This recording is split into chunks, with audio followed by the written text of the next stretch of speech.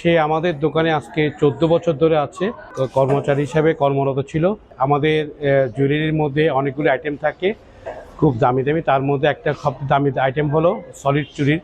আজকে বিগত 1.5 বছর ধরে মেডিসিন দিয়ে সে অরিজিনাল গোল্ডগুলি নিয়ে যেয়ে বাধাবন্দিকে দিত। ওর সাথে এবং রনি এবং বাবু এদের সাথে অনেক যোগসাধক ছিল এবং এদের সাথে নগদে এবং বিকাশে অনেক টাকা লেনদেন করেছিল। তো এগুলি সে শ্যামল সিংহ নামের একজন ইরানি জুয়েলার্স, আপনার ময়দার মিলের ওখানে দোকান আছে, ওখানে ও বন্ধক দিত বেশিরভাগ।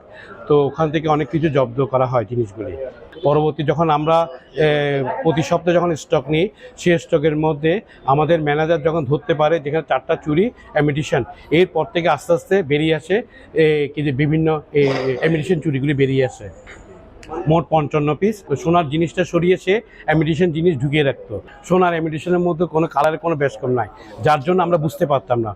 তো এই জিনিসটা যখন বুঝতে পেরেছি তখন সে হঠাৎ করে দোকান থেকে টয়লেটে যাওয়ার নাম করে সরিয়ে পড়ে।